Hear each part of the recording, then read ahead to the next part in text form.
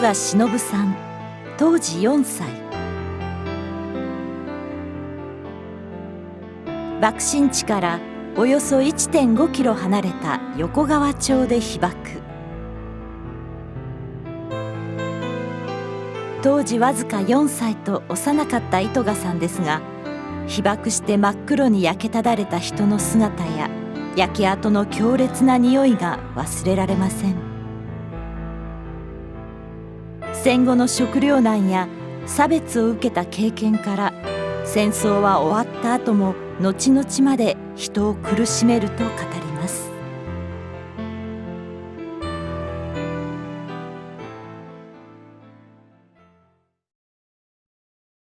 被爆にあったのは横川です。横川3丁目。一緒に暮らしていたのは祖父母と母親と私とで4人です。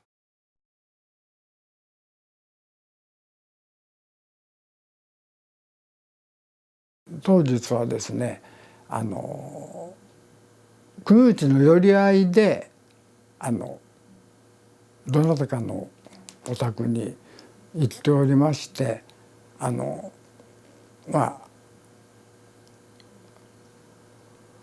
おばあちゃんの膝の上でね、ずっといつの間にか寝ていたみたいで、だから気が付いた時にはうつ伏せに僕をかばってくれていて、私自身はもう何もなかったというような状態ですが、実はこれについては手記に書いてるんですけども、自分自身は気が付いた時にはもうそういうような状態でしたので、その後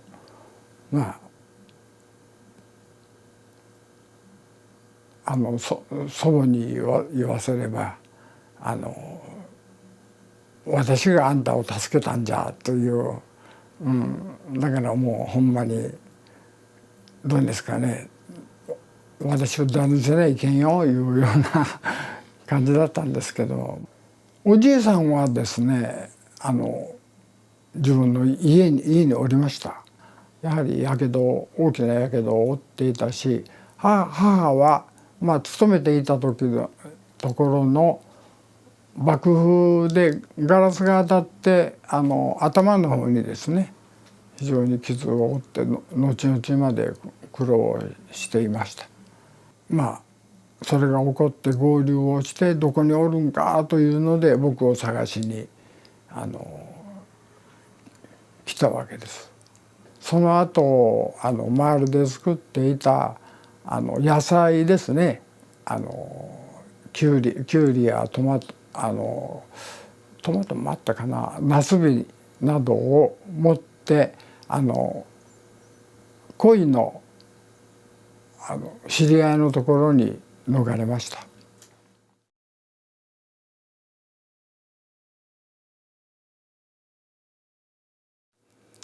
その途中にいろいろな情景を見たんですけども、やっぱりどう言いますか、真っ黒になったような状態の被爆された方で、口を開いて初めてこれ前向いてるんだというのが分かるような状態で、水をくれ水をくれと言われてですね、その時に母が水を飲んだらいけんよ、水を飲んだら死ぬるから言ってナスビやらキュウリを渡してました。あるところに雨が降り出したもんだから、そこに避難をしました。で前では火が燃えてました。実はそこは焼き場だったんですけども、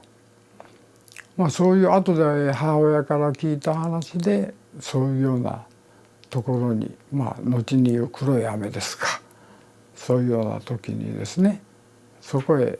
逃げてそのまま恋に避難をしてきました。そして恋ででその後ずっと過ごすことになります。どうしても伝えられないのだけども、一番嫌なこと、これ匂いだけはやっぱり事実物そのものですよね。他のことは聞いたけども、見聞きはしたけども、やっぱり一番強烈だったのは匂い。ちょっと表現できんですよ。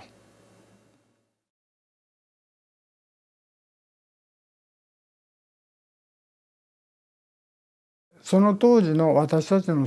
特に生活といったら、もう何もないわけですから、自分のものも気をつけたら人のものになってしまうし、人のものも自分のものというような感じで、例えばこういうことを言っていいかは今だから言うんですが、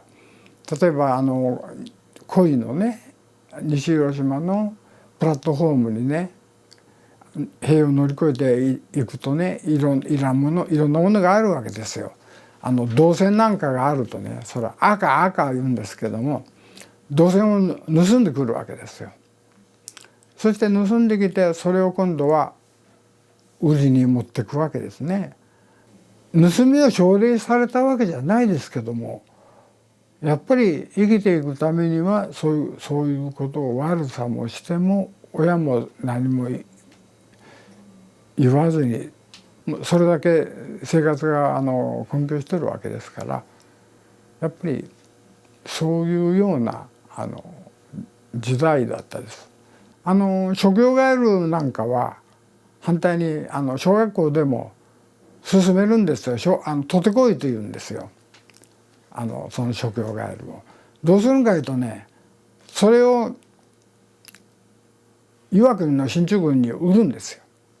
そしたらそれで教材が買えるんですよ。やっぱり親は親で自分の嫁入り道具やらなんか残ったのを下げて農家に行ってお米かなんかと変えてもらう。おふくろの着物がなかなかないなったなというような感じで、闇市頃闇市というのがあって、そこへね行っていろんなものを。一番ひどかったのはプラットフォームに記者が入るんですね。岩国にね行く途中に泊まるわけですよ。そうしたらそこにね黒人の人とかなんかが乗ってるわけですよ。たくさんね、中流軍の進駐軍の何が。ただそこへ泊まった時にみんながわーっと行くんですよね。パパママピカドンでハングリーって行くんですよ。パパママピカドンでハングリーって行くとね、そしたらどうするかいうと、そこの黒人兵の人がねチョコレートなんか投げてくれるんですよ、実際に。それをもううわーっと言って拾って帰る。ある時ね、わざと投げたところがね列車が通るところだった。瞬く間にベーンと引かれて亡くなった人がおります。それぐらいにもうどういうんですかね、もう今度はバカにされとるわけですよ、私たちがね。お姉ちゃんが誰かおってから俺は連れてこいいうのはようありましたよ。こういうこと言ったら失礼だけど、そういう職業の人も多かったじゃないですか。だからそういうようなことが平気で行われる、生活のためには仕方がない、そうなってくるという。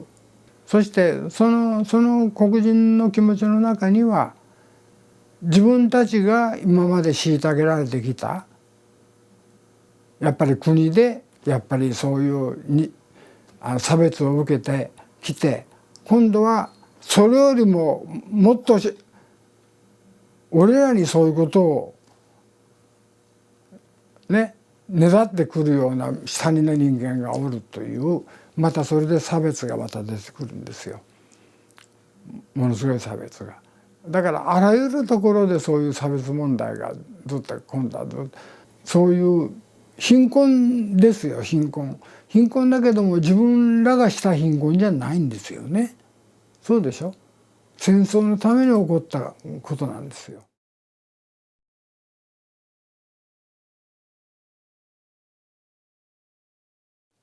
戦争ということのためにどれだけの人間がやっぱり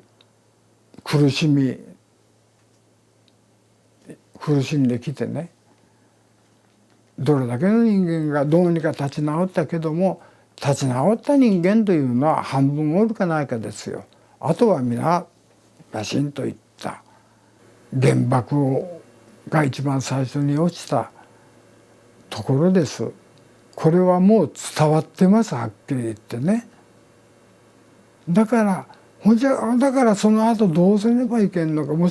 ちろん核兵器反対ということもそうだけども、そこまでにそういう運動のほかに今の状態になるためにはどういうことがあったんかということがね、まあどっちか言うて戦争というものがいかにね、どういうかな、後々までに響いてくるのかということですよね。それがまあ証言というかお話ししたかったわけですよ、私はね。自分自身で思って一番言いたいのはやっぱり差別が差別を呼ぶいうこと、一番は。